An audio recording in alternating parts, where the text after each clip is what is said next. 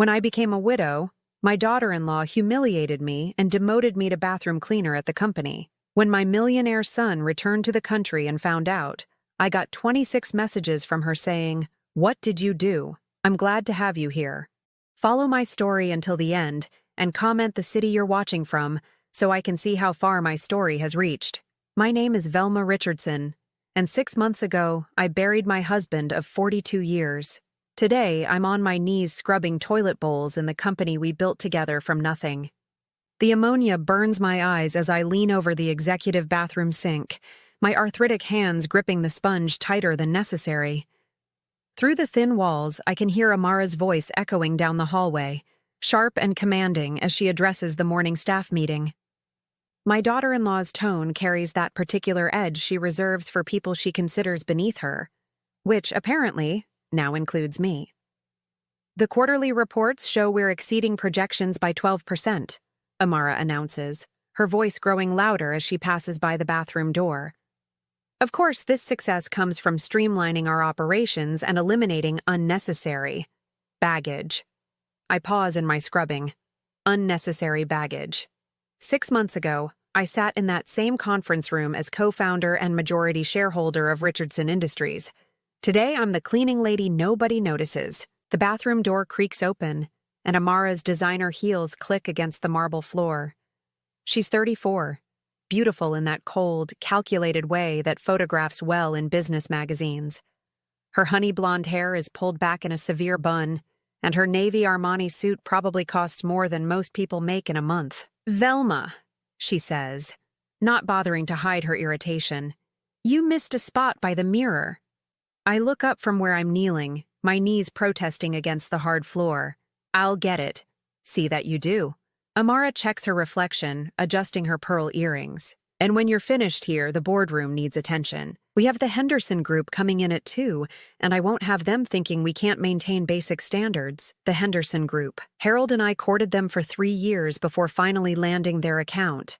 They were the breakthrough that took our small manufacturing company and turned it into the multi-million-dollar enterprise it is today. Now, Amara speaks of them like they're her personal conquest. "Of course," I manage, my voice hoarse from the cleaning chemicals. Amara smooths down her skirt and heads toward the door, then pauses. "Oh, and Velma? Try to stay out of sight when they arrive. I've told them we've upgraded our service standards." The door closes with a soft thud, leaving me alone with the echo of her words and the smell of industrial-strength bleach. I sit back on my heels, staring at my reflection in the spotless mirror. When did I become invisible in my own company? It started the day Harold died. Heart attack, sudden and brutal, in the middle of our kitchen while we were planning our retirement. One moment he was laughing at something on the morning news, the next he was gone. 42 years of marriage, 40 years of building a business together, and just like that, I was alone. The reading of the will was a formality.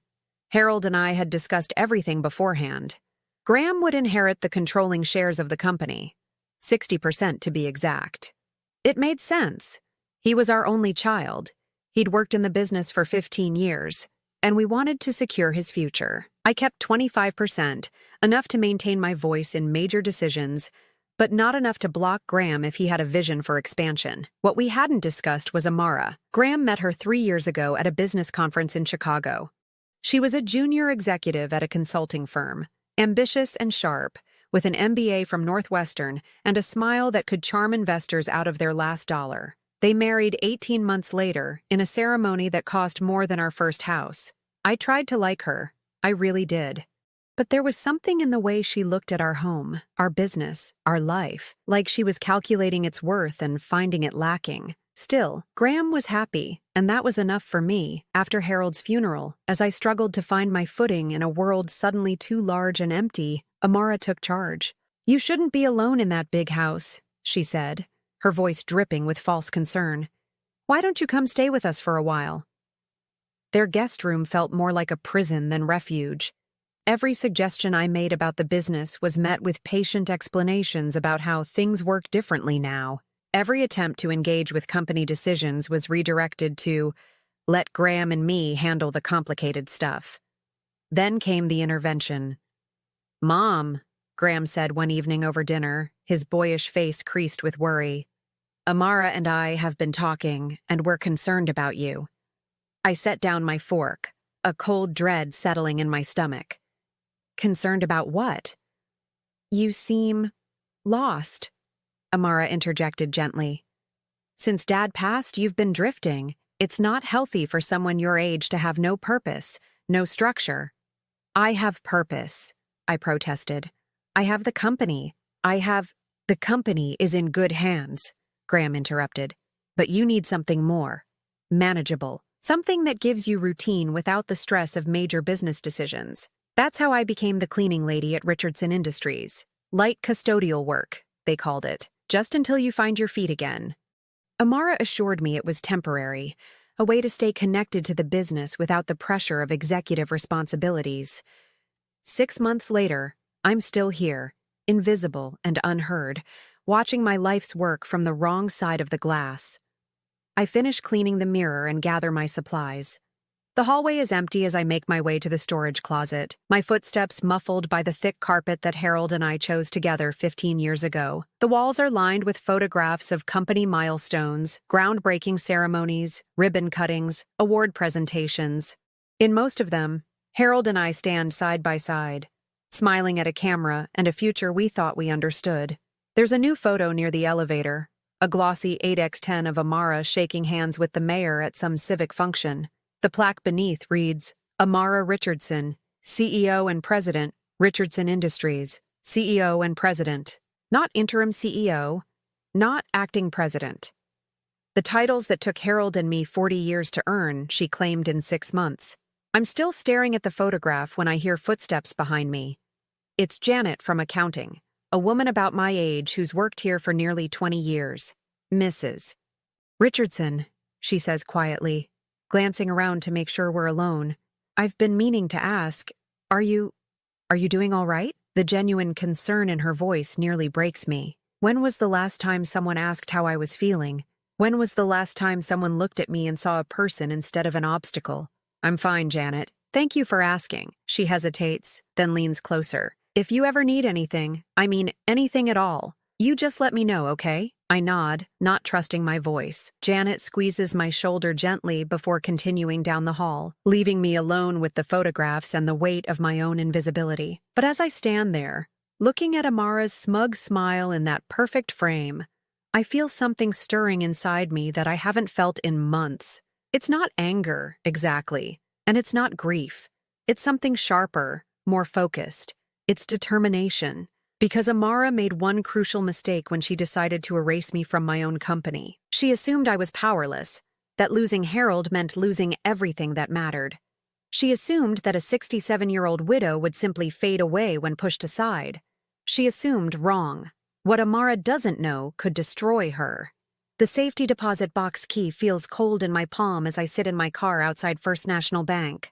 It's the same bank where Harold and I opened our first business account 40 years ago, back when we had more dreams than dollars, and the loan officer looked at us like we were children playing dress-up. I haven't been here since Harold's funeral arrangements. Haven't needed to.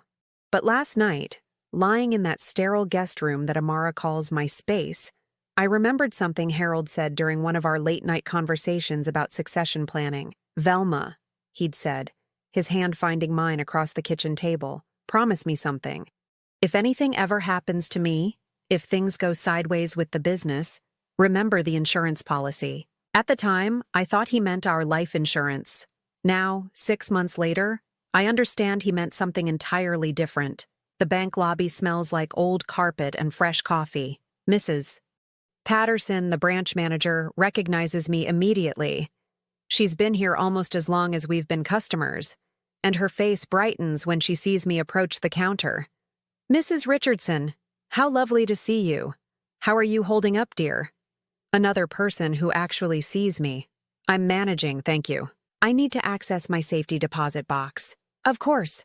Box 247, correct? I nod, though my heart is racing. Box 247 was Harold's private box, the one he maintained separately from our joint accounts. I only learned about it 2 weeks before he died, when he pressed the key into my hand and made me promise to memorize the box number. The vault is silent except for the soft click of Mrs. Patterson's heels on the polished floor. She inserts her master key, waits for me to insert mine, and turns them simultaneously. The metal door swings open to reveal a narrow compartment containing a single manila envelope.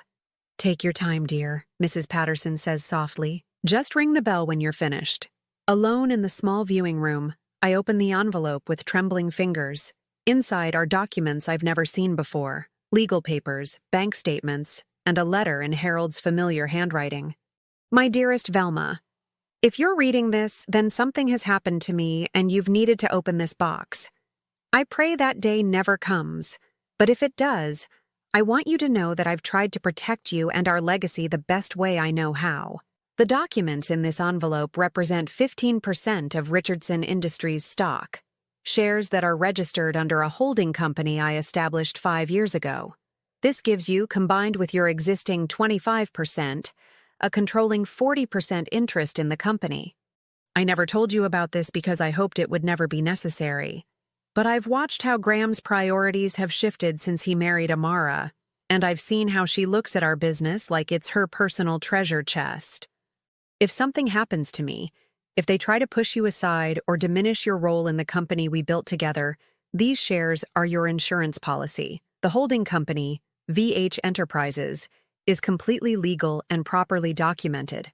Samuel Morrison at Morrison & Associates has all the details and is prepared to execute the transfer whenever you're ready. Use this wisely, my love. Not for revenge, but for justice. Our company should serve our family, not the other way around. Forever yours, Harold. My hands shake as I set down the letter. 15%. Hidden shares that Amara has no idea exist. Combined with my existing stake, that gives me not just a voice in company decisions, but the power to override them. I examine the bank statements more closely. The holding company account shows regular dividend payments. My 15% share of company profits that I never knew I was earning. The balance is substantial, more than enough to maintain my independence if I choose to leave Graham and Amara's house. But leaving isn't what Harold had in mind. These documents aren't an escape route. They're a weapon. I gather the papers carefully, my mind already working through the implications. Harold knew. Somehow he saw this coming and prepared for it. He understood that Amara wouldn't be content to share power, that she'd find ways to marginalize me until I disappeared entirely from the company we built. The drive back to Richardson Industries takes 20 minutes, but my perspective has completely shifted. When I walk through those glass doors, I'm no longer the broken widow they've relegated to janitorial duty. I'm a majority shareholder, conducting covert surveillance. Amara is in the lobby when I return, speaking animatedly with 2 men in expensive suits, the Henderson Group representatives, no doubt. Oh, she's using her full charm offensive, the smile that probably convinced Graham to propose and definitely convinced investors to sign massive contracts. Richardson Industries has evolved significantly in recent months, she's saying as I slip past them toward the supply closet. We've streamlined operations, eliminated redundancies, and positioned ourselves for unprecedented growth. Redundancies? Is that what she calls me? I retrieve my cleaning cart and make my way toward the executive floor, moving slowly enough to appear occupied with my work while listening to every conversation, observing every interaction. For 6 months, I've been invisible in this building. Now I realize that invisibility is a superpower. The executive conference room is buzzing with activity as staff prepares for the Henderson meeting. I enter quietly, moving efficiently around the massive mahogany table that Harold and I bought to celebrate our 10th anniversary in business. The table where we've signed deals worth millions, where we've made decisions that affected hundreds of employees and their families. Make sure the presentation materials are arranged perfectly, Amara instructs her assistant, a nervous young woman named Sarah, and double-check the financial projections. The Henderson Group doesn't tolerate sloppy work. I continue dusting, apparently invisible to everyone in the room, but I'm listening to every word, watching every gesture. Amara reviews the presentation slides with the kind of possessive pride that makes my stomach turn. She's presenting our 40-year company history as her personal success story, with only passing mentions of Harold and me as previous management. Mrs. Richardson? Sarah approaches me hesitantly. Could you please work around the presentation area? We don't want to disturb the setup. I nod silently and move to the far end of the room, where a series of financial charts are displayed on easels. As I dust the frames, I study the numbers more carefully than I have in months. Revenue is up, certainly, but several line items catch my attention. Consulting fees have tripled. Executive compensation has increased dramatically. Marketing expenses have skyrocketed, much of it going to the same public relations firm where Amara worked before joining our company. It's not illegal, necessarily, but it's inefficient, wasteful, the kind of spending that Harold and I always avoided, preferring to reinvest profits into equipment, employee benefits, and research and development. The cleaning lady seems very thorough, one of the Henderson representatives comments as they enter the room early. Amara glances at me dismissively. We believe in maintaining high standards throughout the organization. No detail is too small for our attention. High standards. If only they knew what standards Harold and I established when we built this company from nothing. The meeting begins, and I make myself as inconspicuous as possible while continuing my work. Amara's presentation is polished and professional, but she's making promises that concern me. Accelerated delivery timelines, reduced per-unit costs, expanded capacity, all the things clients want to hear, but difficult commitments to fulfill without sacrificing quality or employee welfare. These improvements in efficiency, Mr. Henderson asks, how have you achieved them so quickly? Aggressive restructuring, Amara replies confidently. We've eliminated outdated processes, redundant positions, and inefficient management structures. Richardson Industries today is lean, focused, and ready for the challenges of tomorrow. I know what she's not saying. The redundant positions were longtime employees who understood our products and our customers. The outdated processes were quality control measures that Harold insisted on implementing. The inefficient management structures were the collaborative decision-making systems that made our employees feel valued and heard. As the meeting continues, I finish my cleaning and slip out of the conference room, but I don't go far. Instead, I position myself at the copy machine just outside the door, where I can hear every word while appearing to be occupied with legitimate work. That's when I hear something that makes my blood run cold. Of course, these efficiency gains are just the beginning, Amara is saying. Within the next 18 months, I anticipate additional restructuring that will position Richardson Industries for acquisition by a larger firm. The market value has never been higher. Acquisition, she's planning to sell our company.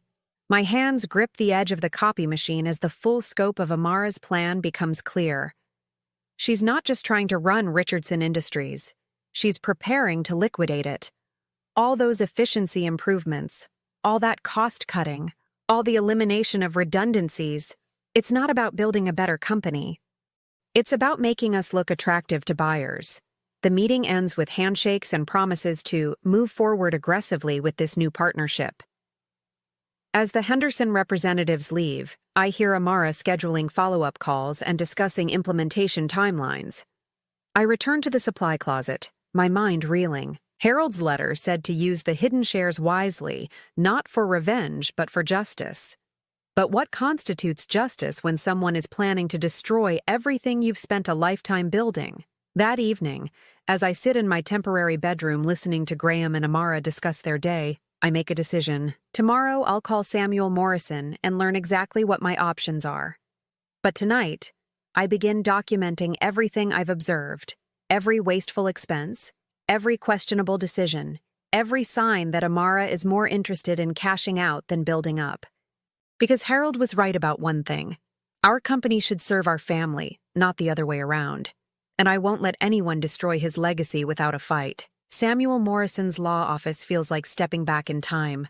Dark wood paneling, leather-bound books, and the faint smell of pipe tobacco that reminds me painfully of Harold. Sam has been our family attorney for 25 years, handling everything from business contracts to Harold's will. If anyone understands the full scope of what we built together, it's him. Velma, he says, rising from behind his massive desk. I've been wondering when you'd come to see me.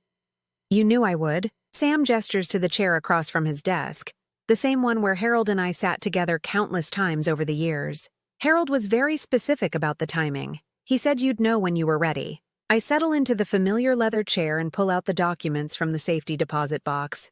I'm ready now. Sam examines the papers with the thoroughness that made him invaluable to our business. His gray eyebrows furrow as he reviews the holding company structure, the stock certificates, and Harold's letter. "This is all completely legitimate," he says finally. Harold was meticulous about ensuring everything was properly documented and filed. "VH Enterprises holds 15% of Richardson Industries stock, with you as the sole beneficiary upon Harold's death. So I really do have controlling interest?" 40% total, yes. That makes you the largest single shareholder. Sam leans back in his chair, studying me over his reading glasses. "The question is, what do you want to do with that power?" I tell him everything. Amara's treatment of me, the company changes I've observed, the acquisition plans I overheard. Sam listens without interruption, occasionally making notes on a yellow legal pad. "What you're describing sounds like breach of fiduciary duty," he says when I finish. "If Amara is making decisions that benefit her personally at the expense of shareholders, that's legally problematic. But how do I prove it?" Sam smiles, and for the first time in months, I feel like someone is truly on my side, very carefully. "We need documentation, evidence of specific actions that demonstrate a pattern of self-dealing or gross mismanagement. I've been keeping notes, good, but we need more than observations. We need access to financial records, board meeting minutes, contracts with vendors, the kind of detailed information that proves intent. I think about my position in the company, how I've become invisible to everyone around me. I might be able to get that information. Be extremely careful, Velma. We can't afford to give them any reason to question your motives or your methods. Everything has to be above board." That afternoon, I returned to Richardson Industries with a new purpose. My cleaning cart becomes mobile surveillance equipment, allowing me to access every office, every conference room, every place where important documents might be left unguarded. It doesn't take long to find what I'm looking for. Amara's office is a temple to her own ambition. The walls are covered with magazine articles featuring her as rising star and business innovator. Her desk is organized with military precision, every pen and paperclip in its designated place. But it's the filing cabinet that catches my attention. The bottom drawer is slightly ajar, revealing a thick folder labeled Strategic Planning, Confidential. My heart pounds as I check the hallway, then carefully slide the drawer open. Inside are documents that make my worst fears look optimistic. Correspondence with 3 different acquisition firms, all expressing interest in purchasing Richardson Industries. Financial projections showing how much each department could be streamlined before sale. And most damaging of all, a consulting agreement between Richardson Industries and Pinnacle Strategic Solutions, Amara's former employer, for services that appear to duplicate work our existing staff already performs. I photograph each document with my phone, my hands trembling slightly as I work. The consulting fees alone total nearly $200,000 over 6 months, money that could have gone to employee bonuses, equipment upgrades, or research and development. But it's the timeline that truly shocks me. According to these documents, Amara has been planning this acquisition strategy since before Harold died. The consulting agreement is dated 3 weeks before his heart attack. Finding everything you need? I spin around, my heart stopping as I see Amara standing in the doorway. She's early from her lunch meeting, and her expression is a mixture of suspicion and barely controlled rage. "I was just cleaning," I stammer, closing the drawer as casually as possible. Amara steps into the office, closing the door behind her. The click of the latch sounds ominous in the sudden silence. "Cleaning?" she repeats, her voice dangerously soft. "In my private filing cabinet." The drawer was open. I thought maybe some papers had fallen. "Cut the act, Velma." Amara moves closer, her designer heels clicking against the hardwood floor. "Did you really think I wouldn't notice? The way you've been hovering around meetings, lingering in conference rooms, asking Janet from accounting those innocent little questions about company procedures." My mouth goes dry. She's been watching me as carefully as I've been watching her. "I don't know what you mean." Amara laughs, but there's no humor in it. "You know exactly what I mean. The Grieving Widow Act was convincing for a while, but I always suspected there was more to you than met the eye." Harold was too smart to leave his precious company completely unprotected. She knows. Not the details, perhaps, but she knows I'm not as powerless as I've pretended to be. I think there's been a misunderstanding, I say, moving toward the door. Amara blocks my path. The only misunderstanding is thinking you could outsmart me. I've been preparing for this possibility since the day Harold died. Maybe even before. The admission hangs in the air between us like a confession. Before Harold died. She's just confirmed what the consulting agreement suggested. That her plans for the company began while my husband was still alive. Graham will be interested to hear about this conversation, I say quietly. Graham is in Singapore until next Friday. Amara replies with a satisfied smile, closing a deal that will make his acquisition plans much more attractive to buyers. By the time he returns, any concerns you might have raised will be properly contextualized. Contextualized.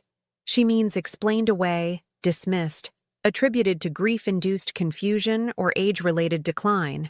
You can't keep me away from my own son. I don't need to keep you away from Graham, Amara says, settling into her desk chair with predatory satisfaction. I just need to help him understand that your recent behavior indicates you're not adapting well to your new circumstances.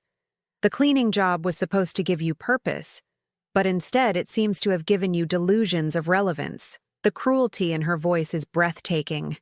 She's not just planning to steal our company. She's planning to gaslight me into believing I'm losing my mind. Harold trusted you, I say, my voice barely above a whisper. Harold was a sentimental old man who built a good foundation but lacked vision for growth. I'm going to turn his little family business into something significant. Amara's eyes glitter with ambition. And when I'm finished, everyone will remember Richardson Industries as the company I created, not the one you and Harold stumbled through for 40 years. The insult to Harold's memory hits me like a physical blow. This woman who came into our lives 3 years ago, who smiled sweetly at family dinners while calculating how to dismantle everything we built, has the audacity to call my husband sentimental and our life's work a stumble. You're making a mistake, I tell her. The only mistake was Harold's, thinking he could protect you from the realities of modern business. Amara stands, smoothing down her skirt with casual authority. This company needs leadership that understands global markets, innovative financing, strategic positioning.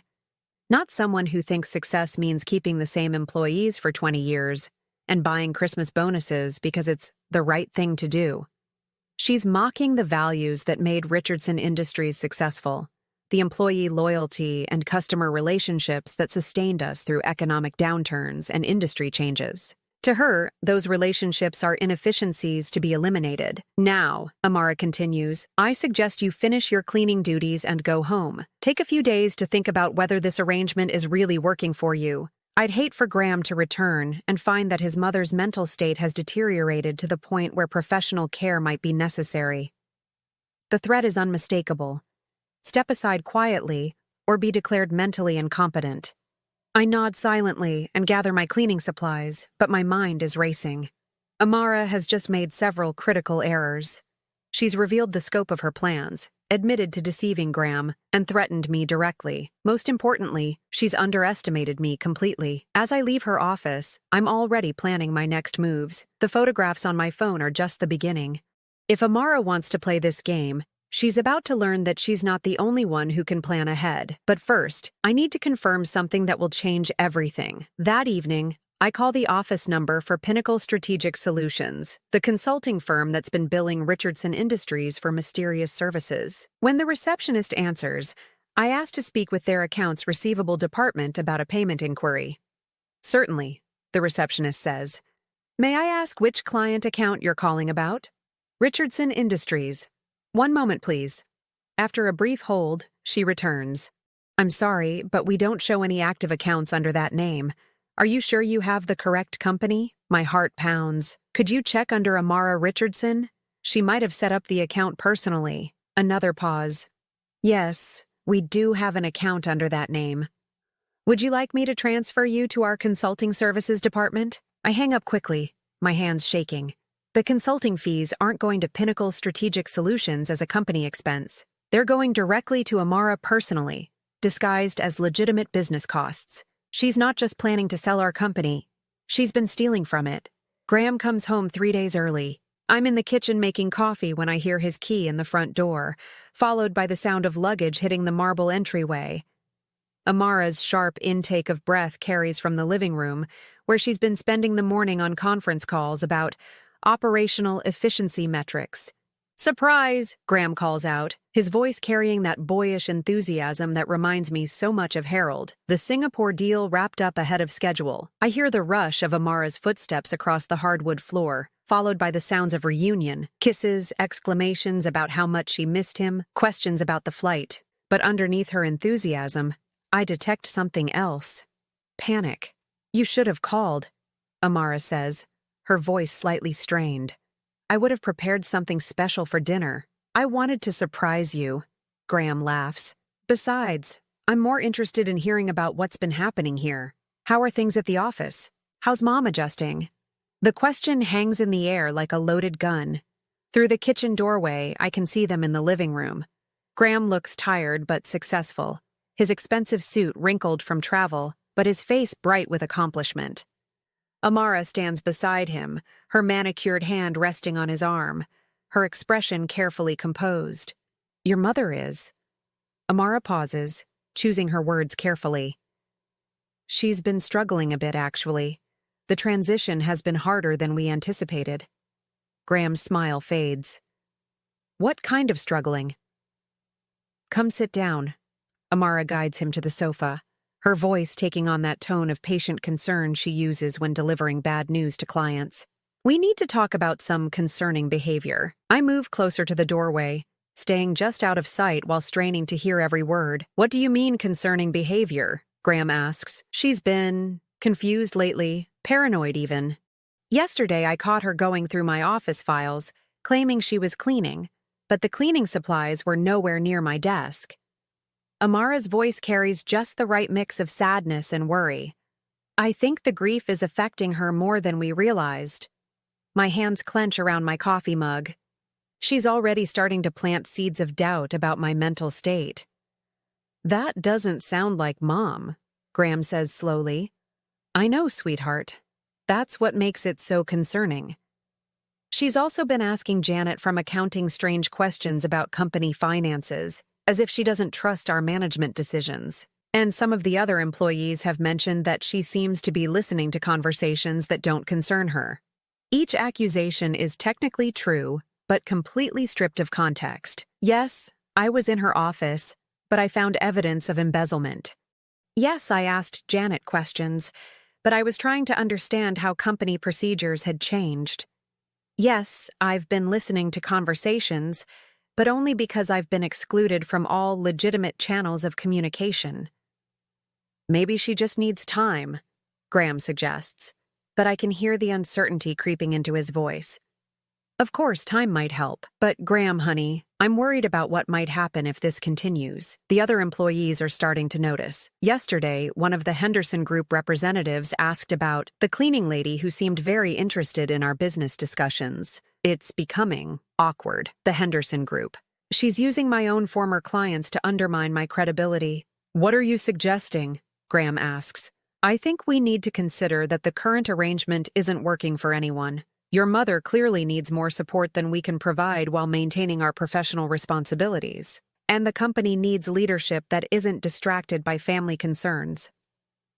She's doing it. Right now, while I listen from the kitchen, she's maneuvering Graham into agreeing that I need to be removed from the business and possibly from their home as well. "I don't know," Graham says.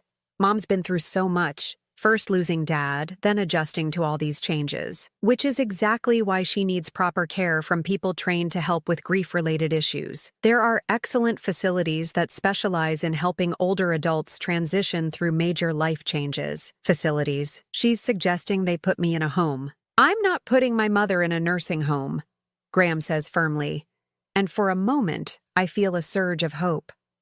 "Not a nursing home," Amara corrects quickly. "A wellness community, somewhere she can maintain her independence while having access to counseling, social activities, people her own age who understand what she's going through." It's a masterful performance. She's not suggesting abandonment, she's suggesting care. She's not criticizing me, she's expressing concern. She's making Graham feel like removing me from the company and the family home is actually the compassionate choice.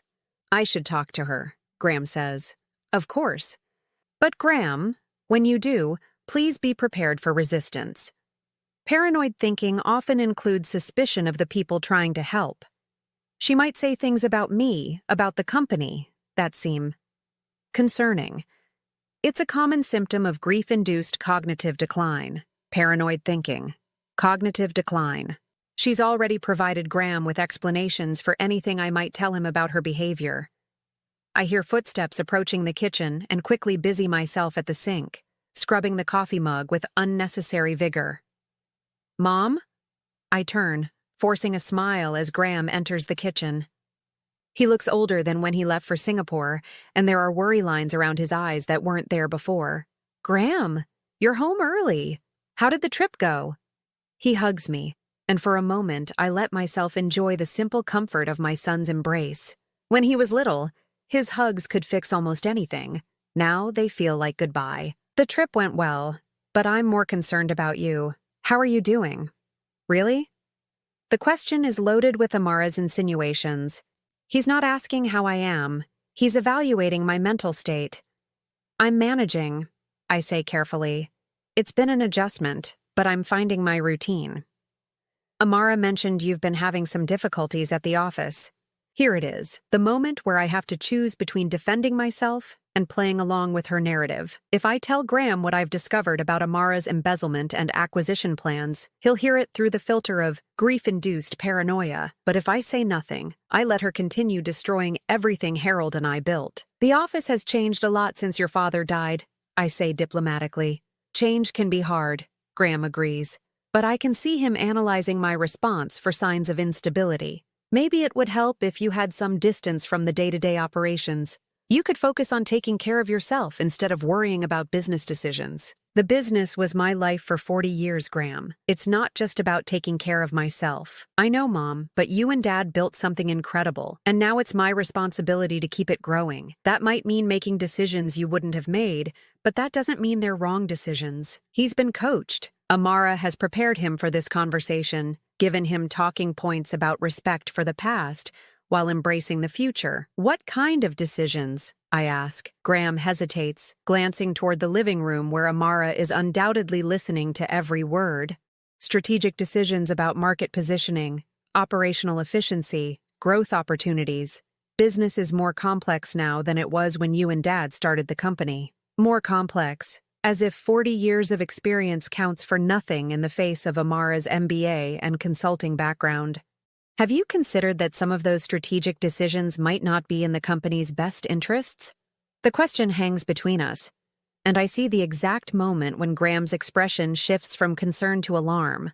In his eyes, I've just confirmed Amara's warnings about paranoid thinking and suspicion of management decisions. Mom, he says gently, I think you might be overthinking things. Amara has been doing an excellent job managing day-to-day operations while I've been focused on expansion opportunities. Our quarterly numbers are stronger than ever. Numbers can be manipulated, Graham. What are you saying? This is it. The moment where I either reveal what I know and risk being dismissed as a paranoid old woman, or stay silent and watch Amara continue her systematic destruction of our family legacy. I choose the middle path. I'm saying that your father and I didn't build this company by looking only at quarterly numbers. We built it by taking care of our people, maintaining quality standards, and thinking about long-term sustainability rather than short-term profits. Graham relaxes slightly, apparently relieved that my concerns are philosophical rather than accusatory. Of course, those values are still important. But we also have to adapt to changing market conditions. What kind of market conditions require paying $200,000 in consulting fees to a company that doesn't actually provide any services? The words are out before I can stop them. Graham stares at me, his face cycling through confusion, concern, and something that might be fear. Mom, what are you talking about? Pinnacle Strategic Solutions. We've paid them nearly $200,000 in consulting fees over the past 6 months, but when I called their office, they don't have any record of providing services to Richardson Industries. You called them? Mom, why would you? Because I've been watching what's happening to our company. And I've seen expenses that don't make sense, decisions that prioritize appearance over substance, and strategic planning that looks more like preparation for liquidation than expansion. Graham's face has gone pale. You've been investigating the company finances? I've been observing. When you spend 40 years building something, you notice when it starts being torn down. Torn down? Mom, our revenue is up 12% this quarter. We've streamlined operations, improved efficiency. You've fired longtime employees, eliminated quality control measures, and increased executive compensation while cutting benefits for the people who actually do the work. Those were necessary adjustments for making the company look attractive to buyers. Silence. Graham stares at me with an expression I've never seen before. Not concern, not confusion, but genuine shock. What buyers? He asks quietly. Ask your wife. The words land like a bomb in the quiet kitchen. Graham's face cycles through disbelief, anger, and something else. Recognition, perhaps. Or fear that what I'm saying might be true. You're saying Amara is planning to sell the company? I'm saying you should look at the strategic planning documents in her office before you decide I'm suffering from grief-induced cognitive decline. Graham winces. She used those exact words with him, and now he realizes I overheard their conversation. Mom, Graham. Amara's voice cuts through the tension as she appears in the kitchen doorway. Her smile is bright and concerned, but her eyes are calculating. Is everything all right? You both look upset. We're fine, Graham says, but his voice lacks conviction. Your mother seems agitated, Amara observes, moving to stand beside Graham. Maybe this conversation should continue when she's had some time to rest. I'm not agitated, I say calmly. I'm concerned about what's happening to the company your husband's father and I spent 40 years building. Amara's smile doesn't waver, but I see her hand tighten on Graham's arm. Of course you're concerned. Change is always difficult, especially when you're grieving. But Graham and I are working very hard to honor Harold's legacy while positioning the company for future success. By preparing it for acquisition, the accusation hangs in the air like smoke. Amara's smile falters for just a fraction of a second before snapping back into place. I think there's been a misunderstanding, she says carefully. Show him the documents, I tell her. The correspondence with acquisition firms, the consulting agreements, the timeline for liquidation. Show him everything. Amara looks at Graham, her expression a perfect mixture of sadness and concern. Sweetheart, this is exactly what I was worried about. Your mother has been going through my private files, creating elaborate theories about perfectly normal business documents. Are they perfectly normal? Graham asks, and I hear something new in his voice. Doubt. Of course they are. Every responsible CEO explores multiple strategic options. That doesn't mean, show me, Graham interrupts. For the first time since I've known her, Amara looks genuinely afraid. The ride to Richardson Industries is silent, except for the hum of Graham's BMW engine and the soft clicking of Amara's fingernails against her phone screen. She's been texting frantically since we left the house, her usual composure cracking with each passing mile. Graham parks in his reserved space near the executive entrance, the same spot where Harold used to park his modest Ford pickup. Everything about the building looks the same from the outside. The clean brick facade, the subtle bronze lettering that spells out Richardson Industries in the font Harold and I chose 20 years ago. But inside, I know, everything has changed. This is ridiculous, Amara says as we walk through the lobby. I can't believe you're entertaining these fantasies. Then showing me the documents should clear everything up, Graham replies, his voice tight with barely controlled tension. The elevator ride to the executive floor feels eternal. I watch the numbers climbing. 3, 4, 5, and remember riding this same elevator with Harold when we were designing these offices. We were so proud of what we'd built, so confident that we were creating something that would last generations. Amara's office door closes behind us with a soft click. She moves immediately to her desk, positioning herself between Graham and the filing cabinet I was searching through yesterday. Before we do this, she says, her voice taking on that patient, therapeutic tone again, I want you to understand what you're about to see. Strategic planning requires exploring all possibilities. Every responsible CEO has contingency plans. Stop explaining and start showing, Graham says. Amara's jaw tightens almost imperceptibly. She opens the filing cabinet with deliberate slowness, removing the folder labeled Strategic Planning, Confidential. Her hands shake slightly as she places it on the desk. Graham opens the folder and begins reading. I watch his face as he processes each document, the acquisition inquiries, the valuation reports, the timeline for optimal liquidation. His expression shifts from skepticism to confusion to something approaching horror. Pinnacle Strategic Solutions, he reads aloud. $200,000 in consulting fees for market positioning analysis and acquisition readiness assessment. He looks up at Amara. What is this? Exactly what it says. Market analysis to help us understand our position relative to competitors. Graham pulls out his phone and dials a number. Pinnacle Strategic Solutions? Yes, I'd like to speak with someone about the consulting work you've been doing for Richardson Industries. The conversation is brief. Graham's face grows darker with each exchange. When he hangs up, his voice is deadly quiet. They have no record of any work for Richardson Industries, but they do have an account under your personal name. Graham, I can explain. Explain what? That you've been stealing from my family's company? That you've been planning to sell it without telling me? It's not stealing, Amara snaps, her composure finally cracking. It's strategic planning, and I wasn't going to sell anything without your approval. But you were planning to get my approval, I interject quietly. After you'd restructured everything to make sale look like the only viable option.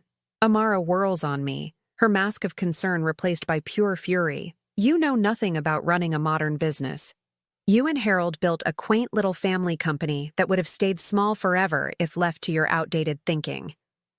That quaint little family company employed 300 people and generated $15 million in annual revenue, Graham says, his voice getting louder. It supported our family and dozens of other families for 40 years. And it could have been so much more. Amara's voice rises to match his. Do you have any idea what Richardson Industries could be worth with proper management, with real strategic vision instead of sentimental attachment to obsolete business practices? Obsolete business practices like not stealing from your own company? I wasn't stealing. Every penny of those consulting fees was legitimate payment for work I did to improve our market position. Work you did for yourself, billed to the company, Graham corrects. That's embezzlement, Amara. The word hangs in the air like an accusation that can't be taken back. Amara's face goes white, then red, cycling through emotions too quickly to track. How dare you, she whispers. After everything I've done for this company, everything I've sacrificed to drag it into the 21st century, you're going to side with her? She points at me with such venom that I take an involuntary step backward. I've spent 3 years of my life trying to turn your father's hobby business into something respectable. I've worked 18-hour days, traveled constantly, put my own career ambitions on hold to build something we could both be proud of. And you're going to throw all of that away because your mother can't accept that she's no longer relevant? Relevant? The word comes out as a growl. Graham steps closer to Amara, his face flushed with anger I haven't seen since he was a teenager. My mother built this company. She worked alongside my father for 40 years, through recessions and boom times, through equipment failures and labor disputes and every challenge you can imagine. She earned every dollar this company has ever made. Earned? Amara laughs bitterly. She's been coasting on Harold's accomplishments for decades. When's the last time she had an original idea? When's the last time she closed a major deal or implemented an efficiency improvement or did anything besides show up and collect dividends? The cruelty in her voice is breathtaking. But what shocks me more is the realization that this is how she's always seen me, as a parasite feeding off Harold's success. Stop, Graham says quietly. Why? Because the truth hurts? Your precious mother has been dead weight for years, and everyone knows it. The only reason she had any power at all was because Harold was too sentimental to push her aside. I said stop. She's a bitter old woman who can't accept that her time is over. She belongs in a nursing home, not in a boardroom. The silence that follows is so complete I can hear the air conditioning humming through the vents. Graham stares at his wife with an expression I've never seen before. Not just anger, but disgust. Get out, he says quietly. What? Get out of this office. Get out of this building. Get out of my family's company. Amara's face cycles through shock, disbelief, and finally desperation. Graham, please. You're upset. You're not thinking clearly. We can work this out. We can work out the embezzlement. We can work out the fact that you've been planning to liquidate my family's legacy. We can work out 3 years of lies and manipulation. It wasn't manipulation. Everything I did for us, for our future. You did it for yourself, Graham says. Every decision, every change, every cruel thing you did to my mother, it was all about positioning yourself to cash out and move on to the next opportunity. Amara takes a step toward him, her hands reaching out in supplication. That's not true. I love you, Graham. I love our life together. You love what our life could get you. The accusation hits like a physical blow. Amara staggers backward, her face crumpling as the full scope of her exposure becomes clear. You can't do this, she whispers. You can't just throw away 3 years of marriage because your mother poisoned your mind with paranoid fantasies. My mother didn't have to say anything, Graham replies. The documents speak for themselves. Those documents are taken out of context. Every company explores strategic options. Every responsible CEO has contingency plans. Every responsible CEO doesn't embezzle $200,000 to pay for those contingency plans.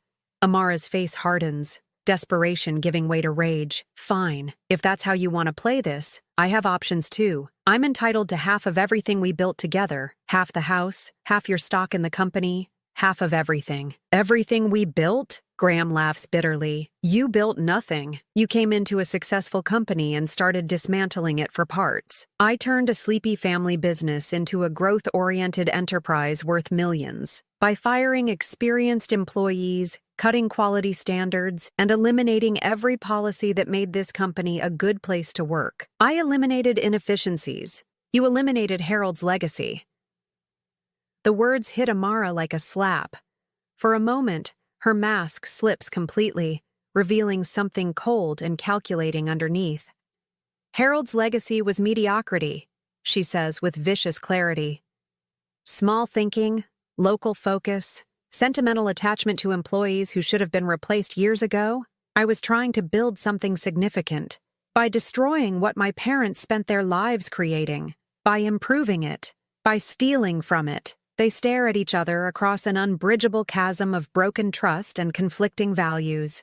Finally, Amara straightens her shoulders and smooths down her skirt with practiced precision. I want you to think very carefully about what you're doing, she says, her voice taking on a new edge. I know things about this company, about your family, about you. That could be very damaging if they became public. The threat is unmistakable. Graham's face goes stone cold. Are you threatening me? I'm reminding you that divorce can be very expensive and very public. Business reputations can be destroyed by the right kind of media attention. Is that what you think this is about? Money? Everything is about money, Graham. The sooner you accept that, the better equipped you'll be to handle what comes next. She gathers her purse and moves toward the door, then pauses to look back at me. Enjoy your victory, Velma. But remember, I know where all the bodies are buried. Push me too far, and you might find out that your precious Harold wasn't quite the saint you remember. The door closes behind her with a soft click, leaving Graham and me alone in the sudden quiet. He slumps into his chair, looking older than his 37 years. I'm sorry, Mom, he says quietly. I should have seen it sooner. I move to the window, looking down at the parking lot where Amara's car is pulling away with unnecessary speed. How could you have seen it? She's very good at what she does. That's not an excuse. I let her turn me against you. I let her convince me you were. Losing your mind? Yeah. I turn back to face my son, this man who looks so much like his father but carries wounds I hope Harold never had to bear. She's not going to give up, I tell him. The threat about buried bodies. She meant it. Graham nods grimly. I know. But whatever she thinks she has on Dad, whatever secrets she thinks she can expose, it doesn't matter. Nothing matters more than making this right. My phone buzzes with the first of what will become 26 text messages from Amara. The first one simply says, "You have no idea what you've done." I show Graham the message. He reads it with grim satisfaction. Actually, he says, I think we know exactly what we've done. The messages start arriving at 6:47 p.m. I'm sitting in my own living room for the first time in 8 months, surrounded by furniture that Harold and I chose together, drinking coffee from my favorite mug instead of whatever generic brand Amara kept stocked in her pristine kitchen. Graham helped me move back into my house this afternoon, and for the first time since Harold died, I feel like I'm home. Then my phone begins buzzing with a vengeance. Message 1. You have no idea what you've done. Message 2. This isn't over. Message 3. Graham will figure out who you really are eventually. A message 4. Did you think I wouldn't have backup plans? Message 5. Your precious Harold wasn't the saint you think he was. I set the phone down and pour myself a glass of wine. Harold's favorite vintage, from a bottle we were saving for a special occasion that never came. If this isn't special enough, nothing will be. The messages continue throughout the evening, each one more desperate and venomous than the last. By midnight, there are 26 of them, ranging from threats to pleas to accusations that make no sense. The final message, sent at 11:47 p.m., simply says, "Check your email." I don't. The next morning, Samuel Morrison calls before I've finished my first cup of coffee. "Velma, we need to talk. Amara's attorney contacted me this morning with some interesting claims about Harold's business practices." "What kind of claims?" "The kind that are designed to embarrass your family and complicate any legal proceedings. Can you come in this afternoon?" I dress carefully for the meeting, choosing the navy blue suit I wore to board meetings when Harold and I ran the company together. It still fits perfectly, and wearing it makes me feel like myself again instead of the invisible cleaning lady I became. Samuel's office feels different this time, not nostalgic, but businesslike. There are new files on his desk, thick folders that suggest complicated legal proceedings ahead. Amara is claiming that Harold engaged in questionable business practices, Samuel says without preamble. Tax avoidance, undocumented cash transactions, possible bribery of municipal officials to secure contracts. I feel a cold knot forming in my stomach. Are any of these claims true? That's what I need to ask you. Did Harold ever make cash payments that weren't properly documented? Did he ever discuss methods of reducing tax liability that might have been aggressive? The questions hit me like physical blows. Harold was meticulous about documentation, obsessive about following tax codes and business regulations. But as I think back through 40 years of partnership, I remember conversations that took on new meaning in light of Samuel's questions. There were cash bonuses, I say slowly, Christmas bonuses for employees that Harold sometimes paid personally instead of running through payroll, to avoid employment taxes, to avoid the hassle of additional paperwork for small amounts. $50 here, $100 there. Harold thought the employees deserved to keep the full amount instead of having taxes withheld. Samuel makes a note. What about municipal contracts? Did Harold ever mention making payments to city officials?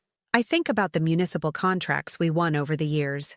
Street maintenance equipment, snow removal services, various infrastructure projects. Harold always said those contracts were won on the quality of our work and competitive pricing, but Harold made donations, I admit. To the mayor's re-election campaign, to the city council president's charity foundation. He said it was important to support civic leaders who understood the value of local business. How much in donations? Over the years? Maybe 15 or 20,000 total.